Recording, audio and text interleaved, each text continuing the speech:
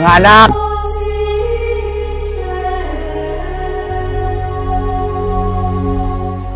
Alam niyo bang mga kasalanan yung ginawa niyo ngayon? Ha? Lalo na ikaw, kitang-kita kita kanina. Ilang taon na ba kayo? 17, mga 17. Mga kakasin nyo, ito, sila lahat. Pati rin ikaw.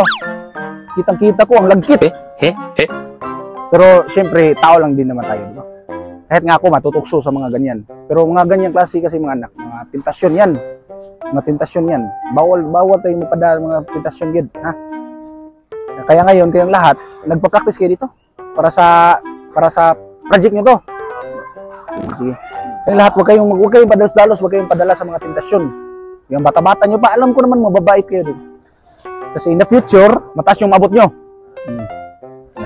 Kaya ngayon, ipipray over ko kayo na i-bless ko kayo ngayon lahat, ha? Lalo na ikaw. Ha? Ano pangalan mo?